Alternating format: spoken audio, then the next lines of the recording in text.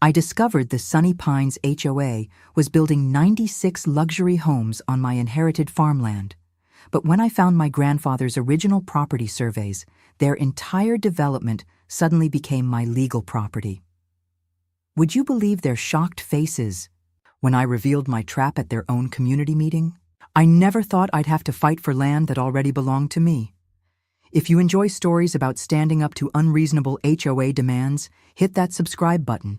It helps the channel grow and doesn't cost you a thing. When Grandpa Joe died, last March, I inherited his 200-acre farm outside Meadow Creek. The old place had been in our family for generations. I lived far away in the city with a busy job that kept me from visiting as often as I should have. My phone rang at 6 a.m. on a Tuesday. It was Mrs. Thompson, Grandpa's neighbor for 40 years. "They're building houses on your property." Her voice shook with anger.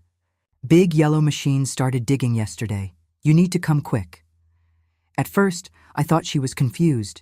Maybe construction workers had crossed a boundary by mistake. But Mrs. Thompson wasn't one to exaggerate. The Sunny Pines people put up signs all over. "They're planning almost 100 houses where your east fields are."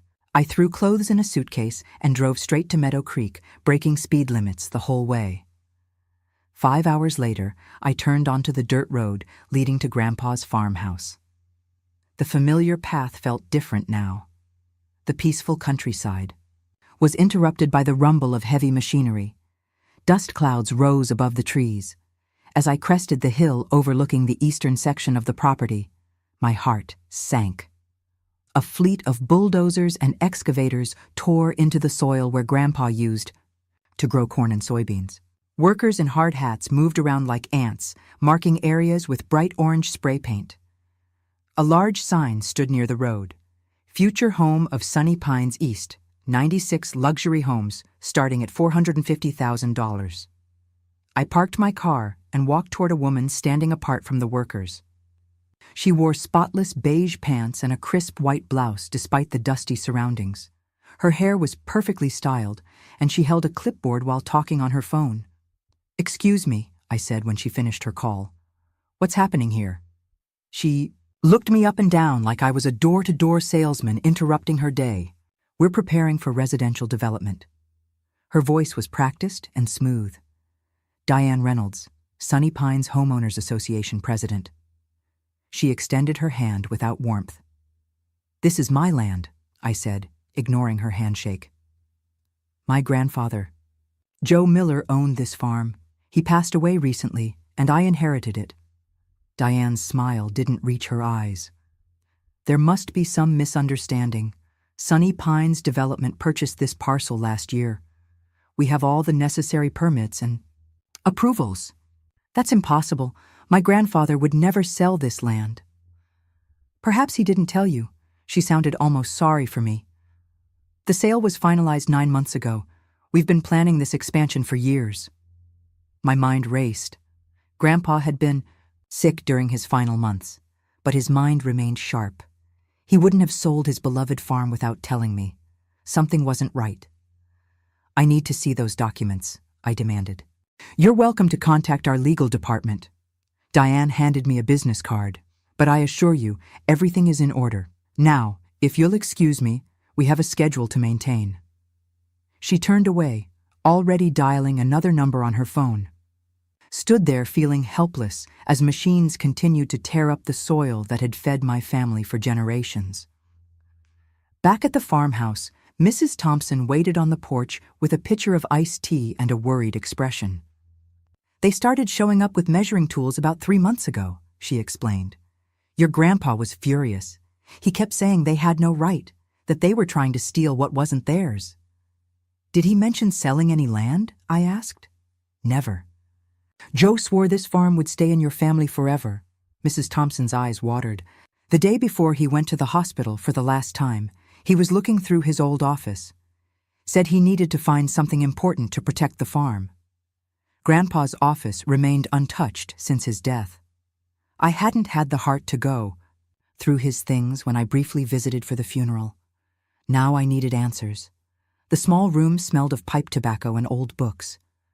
Shelves lined the walls, stuffed with farming almanacs, family photo albums, and decades of careful records. Grandpa tracked everything: rainfall amounts, crop yields, equipment repairs, all written in his neat handwriting. Where would he have kept property records? The filing cabinet seemed the obvious place to start. I pulled open the top drawer and found folders organized by year. Nothing about land sales or Sunny Pines. Hours passed as I searched. Night fell, and my eyes grew tired from reading faded documents by lamplight. Just as I was about to give up, I noticed a loose floorboard under the desk. When I pressed it with my foot, it moved slightly. I knelt down and pried it open with a letter opener. Inside the small hidden space was a metal box. The key hung from a nail on the underside of the desk. Inside the box, I found the deed to the farm, Grandpa's will naming me as his heir, and several yellowed surveys of the property. But most interesting was a letter addressed to me in Grandpa's handwriting. "If you're reading this," it began, "then someone's trying to take what's ours." My hands shook as I read his words. Grandpa explained that developers had been eyeing his land for years. They'd tried to pressure him into selling, but he always refused. In his final months, someone from Sunny Pines visited repeatedly. The man claimed to need a simple signature for a road easement, bringing different papers each. "Time! I never signed away my land," Grandpa wrote. "If they say I did, it's a lie. Look at the original survey from 1910 and compare it to what's recorded at the county now. The truth is in the boundaries." I dug deeper into the box and found the original survey. It showed property lines that extended much further than I'd realized. According to this document, Grandpa's farm was nearly 280 acres, not the 200 listed in current records. Sleep evaded me that night. I spread the papers across the kitchen table, comparing the old survey with newer maps. Something strange had happened over the decades.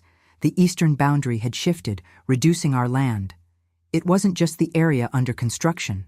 According to these original documents, we owned land where part of the existing Sunny Pines development already stood. At dawn, I knew what I had to do. First, I needed a lawyer. Then I needed to understand exactly what Diane Reynolds and her HOA were up to. If they thought they could steal from my family, they were about to learn a painful lesson. I folded Grandpa's letter and put it in my pocket. "I won't let you down," I whispered to the empty room. Little did Diane know, she hadn't just messed with a grieving grandchild. She'd walked straight into a trap set by a man who'd anticipated her moves, even from the grave. I didn't sleep that night. By 8 a.m., I waited outside the office of Walter Franklin, the only property lawyer in Meadow Creek. His secretary looked surprised when I asked for an emergency appointment, but she squeezed me in before lunch. "So you believe Sunny Pines is building on land that belongs to you?" Walter said after I explained my situation.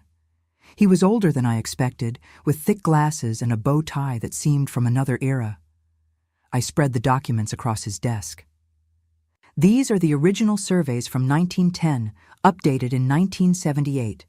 Compare them to the current county records." Walter studied both sets of papers, tracing boundary lines with his finger. His eyebrows rose higher with each passing minute. "This is highly unusual," he finally said. "According to these original documents, your property extends nearly half a mile further east than what's currently recorded. That would include not just the construction site, but also the existing Sunny Pines clubhouse and about 20 homes. Built 5 years ago," I finished for him. Walter removed his glasses and rubbed his eyes. "A boundary dispute of this magnitude won't be simple. We need to understand how and when these changes occurred in the official record." He called the county assessor's office, putting the call on speaker. After navigating a maze of departments, we learned something shocking. In 1984, a minor adjustment to the eastern boundary was recorded, just a 10-foot easement for utilities. But in 1997, a much larger change appeared, reducing the property by nearly 80 acres. The documentation was sparse, just a form with a signature that barely resembled Grandpa's. He would have been in the hospital that month, I said, checking the date. Triple bypass surgery. He couldn't have signed this. Walter's expression turned grave. That would constitute fraud, but proving it after all these years won't be easy. What can we do? I asked. File for an emergency injunction to halt construction immediately. Then petition the court to recognize the original boundaries based on the historic surveys. We'll need a professional surveyor to verify these old maps. As Walter prepared the emergency filing, I realized I needed more ammunition. I drove two-way. The county records office and requested everything they had on Sunny Pines Development Company. Hours later, hidden in a back corner of the library with stacks of public records, I discovered gold. Sunny Pines wasn't just a neighborhood. It was a complex web of LLCs and holding companies. The same 6 names appeared throughout: Diane Reynolds, her husband Thomas Reynolds, County Commissioner James Harris, Planning Board Director Mark Wilson, and 2 others I didn't recognize. But the most interesting document was from just 3 months ago, a loan approval for $16 million to finance Sunny Pines East, with the land itself listed as collateral. My land. I took photos of everything with my phone and headed to my next stop. The offices of the Meadow Creek Gazette, our local newspaper. The editor, Tanya Williams, had known my grandfather. When I told her I was investigating potential fraud involving prominent local officials, her journalistic instincts perked up. I can't publish accusations without evidence, she warned, but I can look into the approval process for this development. It did seem to move unusually fast. Back at the farmhouse, I found Mrs. Thompson talking to another elderly neighbor, Mr. Grayson. When I mentioned Diane Reynolds, his face darkened. That woman is the reason I sold my place, he said bitterly. The HOA fined me every week for unapproved landscaping. I'd been growing those tomatoes for 20 years. Then they said my workshop violated some rule they just made up. The fines kept coming until I couldn't afford to fight anymore. How many others did this happen to? I asked. At least a dozen old-timers sold out in the last 5 years. Always for less than market value. Always to companies I later found out were connected to those Sunny Pines people. A pattern emerged. Find vulnerable landowners, harass them with fines and regulations, force them to sell cheap, develop the land, and make millions. My grandfather had been their latest target, but he'd been one step ahead. My phone rang. Walter Franklin. The judge granted our emergency injunction, he said. Construction has to stop immediately until a hearing next week. But brace yourself. This is going to get ugly. I thanked him and hung up, feeling a small victory. I drove back to the construction site with the court order in hand. The workers were packing up for the day when I arrived. Diane's sleek black SUV still sat near the site office. She came out as I approached, phone to her ear as usual. When she saw me, her expression hardened. Construction stops now, I said, handing her the court order. Legal boundaries are in dispute. She scanned the document, her perfect composure cracking slightly. This is ridiculous. We have every approval we need. Based on fraudulent boundaries, I have the original surveys. For the first time, uncertainty flashed in her eyes. It vanished quickly, replaced by cold determination. This little stunt will cost you, she said quietly. You have no idea who you're dealing with. Actually, I do. 6 names on dozens of business. Filings. $16 million in loans using stolen land as collateral. County officials fast-tracking approvals for projects they secretly invest in. I hadn't planned to reveal how much I knew, but the look on her face was worth it. Diane's perfectly manicured hand tightened around her phone until her knuckles turned white. You're making a mistake, she hissed. We can be reasonable. Perhaps you'd consider a generous offer for the remaining farmland. 7 figures. Immediate. Payment. Not interested. Everyone has a price. Her smile returned, confident and predatory. Think about it. You don't even live here. What do you care about some old dirt? This old dirt has been in my family for 4 generations. It's not for sale. I turned to leave, feeling her eyes burning into my back. As I reached my car, she called out, "Commissioner Harris is my husband's golf partner. Judge Evans comes to my dinner parties. You think your injunction will last? You're nobody in this town." I drove away, her words echoing in my mind. She was right about one thing. I was an outsider here now, but she'd overlooked something important.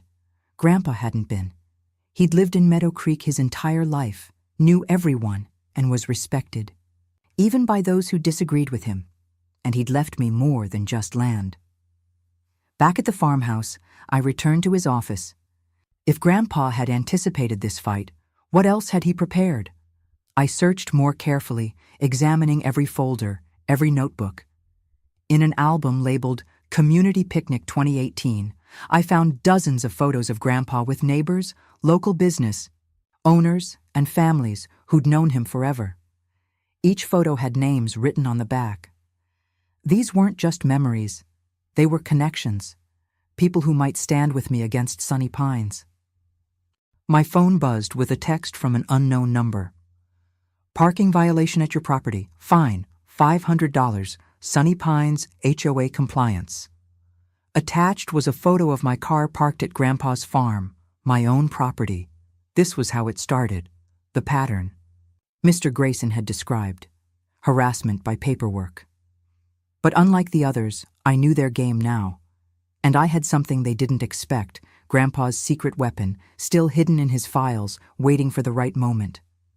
As night fell over the farm, I sat on the porch where Grandpa used to tell me stories during summer visits. The eastern fields lay quiet now, construction equipment abandoned under the court order. But this was just the beginning. Tomorrow, Diane would mobilize her connections.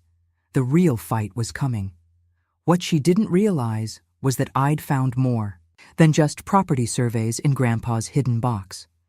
I'd found documents that didn't just question the boundary changes. They revealed who had falsified them, when, and why. Diane thought she was dealing with an absent grandchild fighting for sentimental land. She had no idea she was facing the ghost of my grandfather, who had documented every dirty deal and suspicious approval for years, patiently building a case while they thought he was just a stubborn old farmer. The trap was set. All I had to do was let them walk further into it. My heart pounded as I pushed open the glass doors of the Sunny Pines Community Center. Tonight was the night I'd been planning for weeks. Inside, nearly 100 people filled rows of folding chairs. They chatted excitedly about new tennis courts and fancy streets while sipping punch from small plastic cups. At the front, Diane Reynolds stood tall in her bright red blazer, pointing at colorful pictures of big houses on a screen. "Just imagine the swimming pool with its waterfall feature," she said, smiling wide at the crowd. "Our homes will be worth so much more once these new neighbors move in." People clapped, a few whistled. Nobody knew what I carried in my folder would ruin their party. I took a deep breath and walked straight down the center aisle. "Excuse me," I said, loud enough to make heads turn. "I need to speak about this development." Diane's smile dropped for a second, then returned, faker than before. "We'll take questions after the presentation." "This can't wait," I replied, stepping onto the small stage. I faced the curious crowd. "My name is Alex Morgan. My grandfather owned Willow Creek Farm for 60 years. The old property we purchased," Diane cut in quickly. "Yes, we're very grateful to finally develop that eyesore." Murmurs rippled through the room. I opened my folder and pulled out the first document. "This is the original land survey from 1910, I said, holding it up. "And this is the updated survey from 1978. I held up another paper. "According to these legal documents, my grandfather's land extends 80 acres farther east than what appears in current county records." I turned to face the HOA board members seated in a row behind the podium. I placed copies in front of each of them. "Put simply," I continued, "you're building on land that legally belongs to me, and not just the new development. According to these boundaries, 20 existing homes and your clubhouse are sitting on my property too. The room exploded with voices. People stood up. Someone knocked over a chair. "This is ridiculous," Diane shouted, grabbing one of the surveys. "We have permits. We've sold lots. Construction has already started." I stayed calm while she grew redder. "Your permits are based on incorrect property lines. I filed papers with the court to stop all building immediately." Gerald Fisher, a balding man with thick glasses who served as the HOA treasurer, studied the documents with growing panic. "Diane," he whispered, loudly enough for the microphone to catch, "these boundary markers match the old creek bed. They look real." She yanked the papers from his hands. "This is clearly some kind of trick to get money from us. We'll fight this nonsense." "You're welcome to try," I replied, pulling out one final document. "But here's something you should know. According to these legal boundaries, your personal house, Diane, sits entirely on what is legally my land." The room went completely quiet. People looked at each other, suddenly understanding what this meant. 20 families might not actually own the ground under their homes. A man in the back stood up. "Are you saying we might lose our houses?" Before I could answer, Diane slammed her hand on the podium. "This meeting is over. Everyone out. The board needs to discuss this privately." As people shuffled out, whispering nervously, a younger woman touched my arm. "I'm Rachel Winters. I just put my life savings into a lot in the new section. What happens to me?" I hadn't expected to face the human cost so directly. "I'm not trying to hurt regular people," I told her honestly. "This is about fixing a wrong." "Don't listen to a word," Diane hissed, suddenly beside us. After everyone else left, she leaned close to my face. "You have no idea who you're messing with. I built Sunny Pines from nothing. Nobody takes it from me." Her threat hung in the air between us as she stormed off, leaving me alone in the empty room. Through the windows, I could see clusters of worried homeowners in the parking lot. My phone buzzed with a text from Mr. Wallace. "How did it go?" I typed back, "They know now. Get ready for their next move." What I didn't tell him was how shaken I felt. I had lit the fuse, but I wasn't sure if I was prepared for the explosion that would follow. These weren't just paper houses on a map. They were people's homes and dreams. But they had built those dreams on my grandfather's stolen land. Someone would end up losing everything, and Diane Reynolds wasn't going to go down without a fight. I jerked awake to the sound of engines outside my grandfather's farmhouse. Bright lights flooded through the windows. I stumbled to the porch to find 3 white SUVs with Sunny Pines security painted on their doors parked in a row, blocking my driveway. Men in uniforms stood by the vehicles. One stepped forward, handing me a thick envelope. "Cease and desist notice from the Sunny Pines Homeowners Association," he said flatly. "You are ordered to withdraw all claims against the development or face legal action."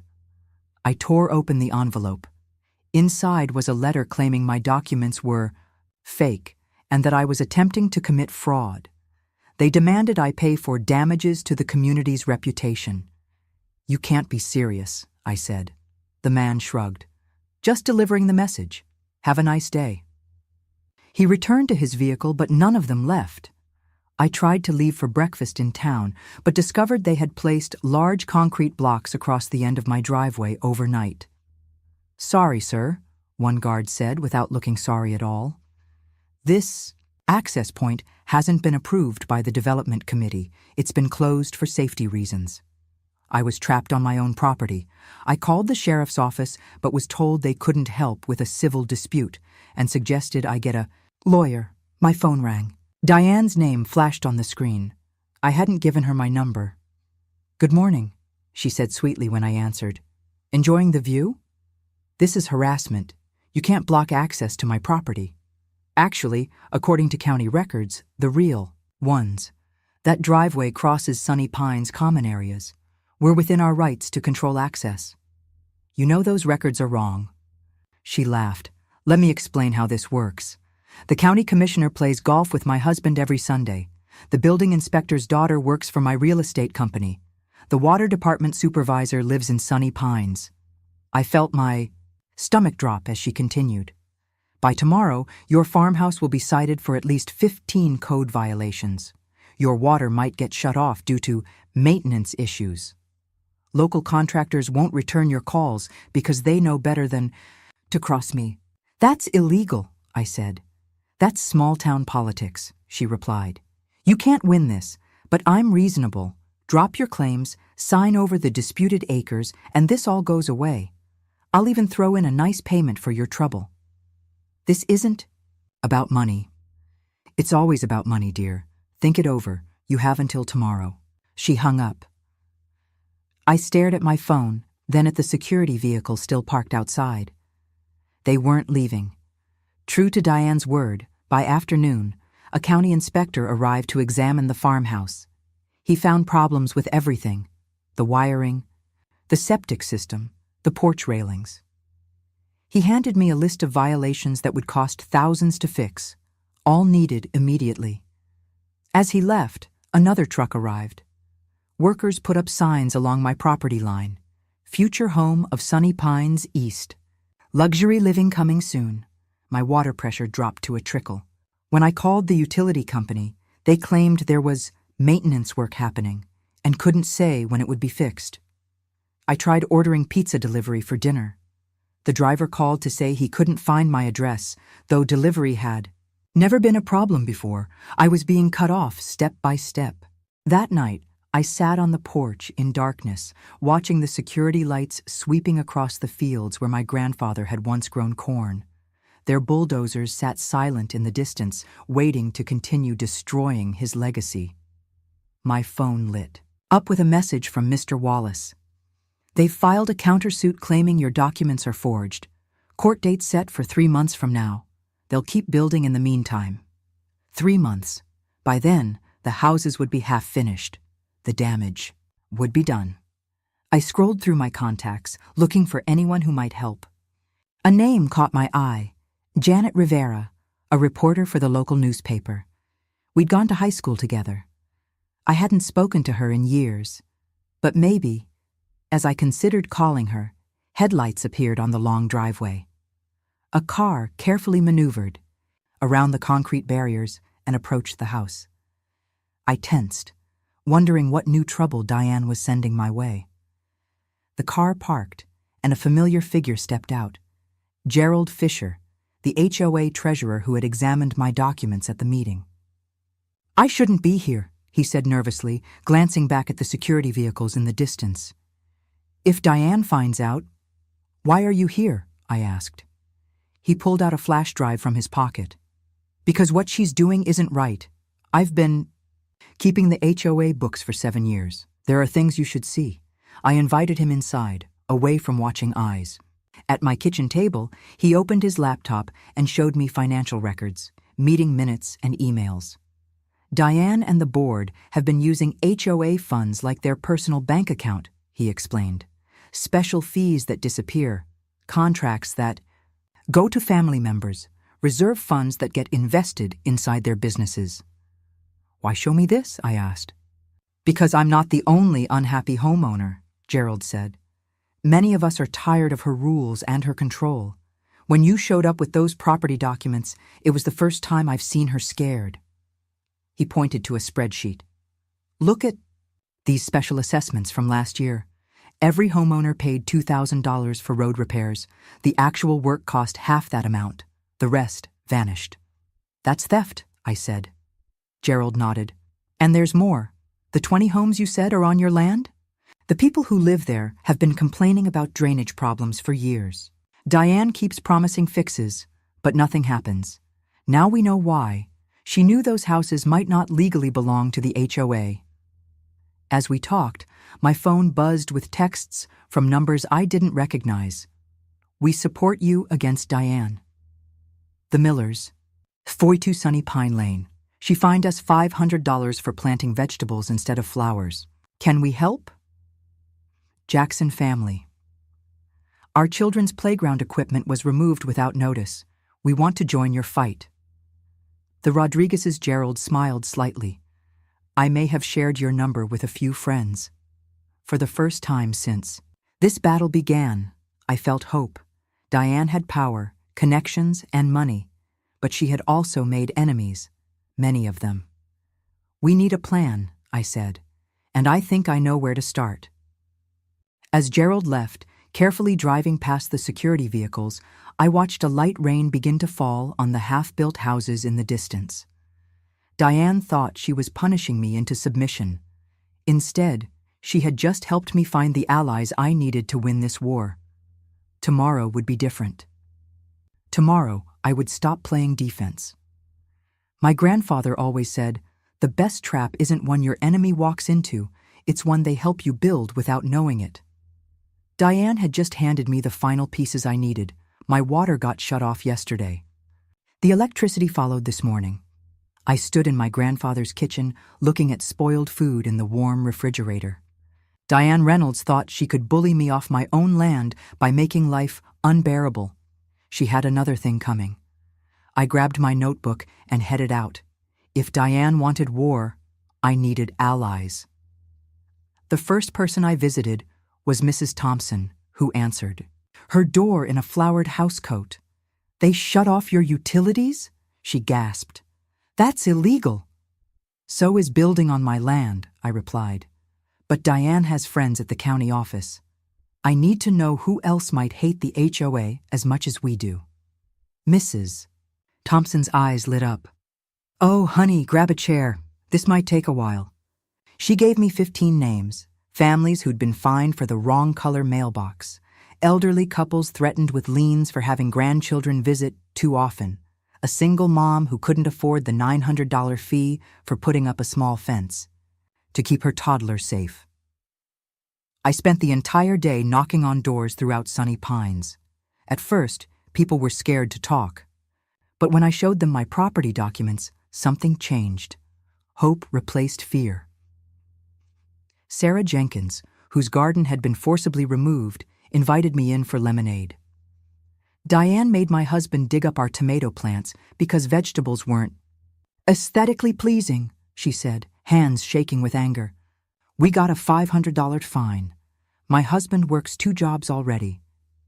The Patel family had spent $3,000 fighting the HOA over their porch swing. The Johnsons couldn't paint their front door the color they wanted. Every house looked exactly the same, beige, with white trim. "It's not just the rules," Trevor Martinez explained while his wife Maria nodded. "It's how they enforce them. Diane drives around taking pictures of violations. Some people get warnings, others get instant fines. There's no fairness." By sunset, I talked to 27 families, all with similar stories, all afraid of Diane Reynolds. I picked up my phone and called Mr. Wallace, my attorney. "Can we legally form a competing homeowners association?" "On your land? Absolutely," he replied. "But what about the existing homes?" "That's where it gets interesting," I said. "I'm going to need the community center for a meeting tomorrow night." Mr. Wallace laughed. "They'll never let you use it." "They don't own it. I do, according to my property lines, remember?" The next day, I printed 200 flyers. Emergency community meeting. Your home may be at risk. I included copies of the original property survey. As darkness fell, the community center filled beyond capacity. 97 families showed up. People stood against walls when the chairs ran out. Diane arrived last, pushing through the crowd, her face twisted with rage. "This meeting is unauthorized. Everyone needs to leave immediately." Sarah Jenkins stood up. "Or what? More fines? Haven't you taken enough from us already?" The room erupted in applause. I walked to the front, holding up my hands for quiet. "I didn't come here to cause trouble," I began. "I came because my grandfather's land was stolen. But after meeting all of you, I realized I'm not the only victim." For the next hour, residents shared stories of HOA abuse. Tears flowed, voices shook with emotion. Diane sat stiffly in the back, tapping furiously on her phone. "Here's what I propose," I said when everyone had spoken. "We form the Meadow Creek Homeowners Coalition. Together, we negotiate new property lines that are fair to everyone. We create a new community agreement with reasonable rules and transparent finances. You can't do that, Diane shouted. These homes are bound by contract to Sunny Pines HOA. I held up the original land survey. Contracts based on fraudulent property ownership aren't valid, Ms. Reynolds. But I'm not here to take anyone's home. I'm here to fix what's broken. The vote was nearly unanimous. 89 families joined the coalition on the spot. As people filed out, energized and hopeful, Gerald Jenkins, the HOA treasurer, approached me privately. "There's something you should know," he whispered, glancing nervously at Diane across the room. "The HOA finances, they don't add up. Monthly dues keep increasing, but our reserves are shrinking. I've tried to look into it, but Diane controls all the accounts." I patted his shoulder. "Would you be willing to show me the books?" He nodded. "Tomorrow morning, my office." Diane stormed over, pointing her finger in my face. "You've made a terrible mistake. By this time tomorrow, you'll regret ever coming to Meadow Creek." "Is that a threat, Miss Reynolds?" "It's a promise. I have the county commissioner, the police chief, and the local judge on speed dial. This little rebellion ends now." What she didn't know was that I'd invited a reporter from the Meadow Creek Gazette to sit quietly in the back of the meeting. Every word had been recorded, every threat documented. As Diane slammed the door behind her, my phone buzzed with a text from Mr. Wallace. "Environmental survey results came in. You won't believe what's on that land." I smiled. Diane thought she had all the power, but Grandpa always said the truth was the most powerful weapon of all. And tomorrow, the truth about Sunny Pines HOA would be front-page news. I woke up to police cars surrounding my grandfather's farmhouse. Through the window, I spotted Diane Reynolds standing next to a tall man in uniform. "You're trespassing on private property," the police chief announced as I opened the door. I smiled calmly. "Actually, Chief Williams, I believe you'll find I'm the legal property owner." I handed him a folder containing the original land surveys and my grandfather's deed. "These documents haven't been verified," Diane snapped. "They have, actually." A woman stepped forward from a car I hadn't noticed. "Carolyn Mitchell, County Records Office. We pulled the original surveys last night after receiving some concerning reports." Diane's face went pale. "What reports?" Gestured toward the farmhouse. "Perhaps we should discuss this inside. Coffee's ready." 15 minutes later, my kitchen table held an unexpected gathering. The police chief, the county records clerk, Mr. Wallace, my attorney, and Diane, whose perfect makeup couldn't hide her growing panic. "The original property lines were improperly recorded in 1973, Carolyn explained, spreading maps across the table. "This entire area, including the existing Sunny Pines homes and the new construction, legally belongs to the Richards estate." "Anyway," police chief whistled, "that's quite a mistake." "Not a mistake," Mr. Wallace said quietly. "We have evidence suggesting the boundary change was deliberate." "Ridiculous." Diane slammed her hand on the table. "This is a scam to extort money from hardworking homeowners."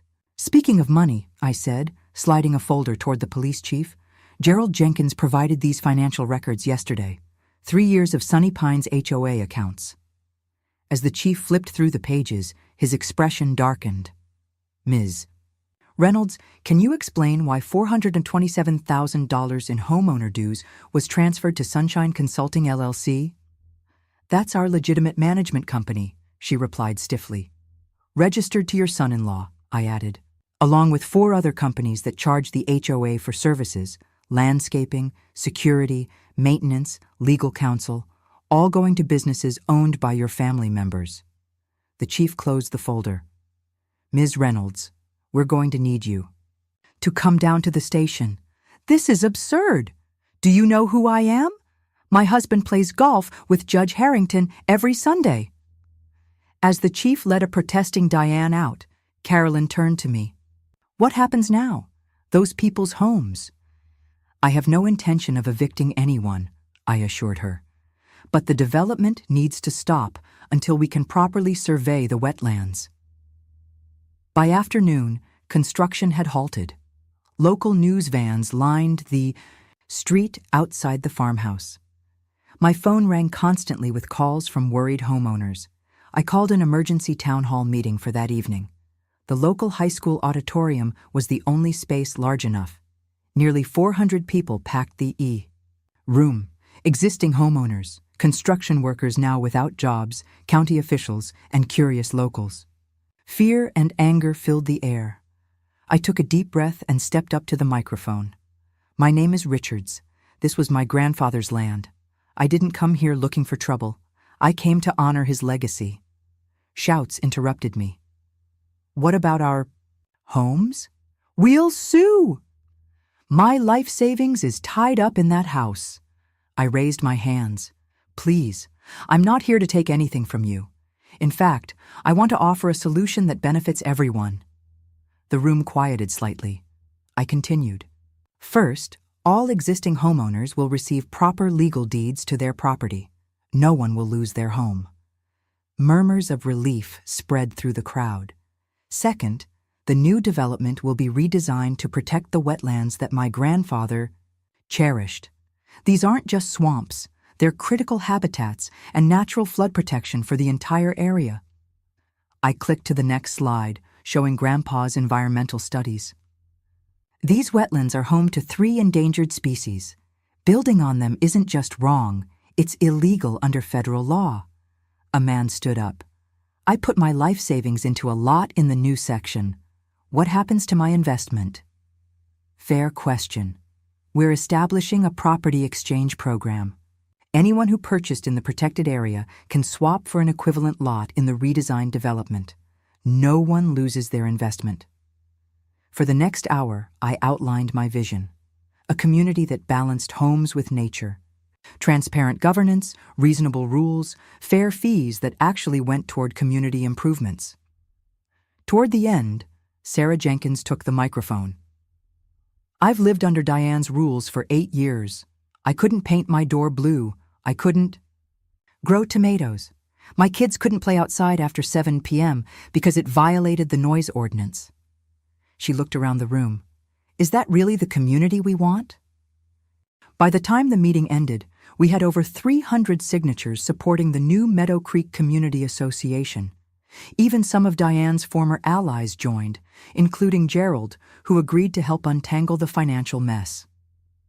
The next 6 months weren't easy. Diane hired expensive lawyers who tried every trick to overturn our claims, but the evidence was too strong. She eventually accepted a plea deal on the financial fraud charges. Today, 1 year later, I'm sitting on my grandfather's porch, watching kids ride bikes past houses with doors painted every color of the rainbow. The community garden where Sarah's tomatoes grow tall is buzzing with neighbors sharing gardening tips. Behind me, Grandpa's farmhouse has been transformed into our community center. Classes, meetings, and celebrations happen daily. The wetlands are protected by a conservation easement, with walking trails and educational signs explaining the importance of each plant and animal. Mrs. Thompson joins me on the porch, handing me lemonade. Your grandfather would be bursting with pride, she says, pointing to where construction has finally resumed on the redesigned development. Smaller homes, more green space, solar panels on every roof. I found something while cleaning out his study, I tell her, pulling out a faded notebook. Grandpa's journal from 30 years ago.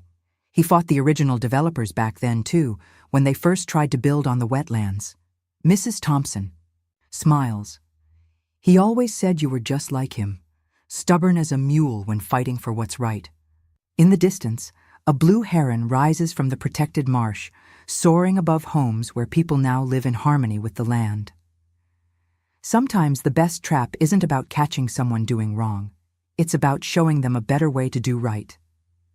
Diane's HOA tried to steal my land, but instead they gave me something far more valuable. A community worth fighting for. Have you ever had your own HOA nightmare? Share your experience in the comments below. I read every single one and might Feature your story in an upcoming video.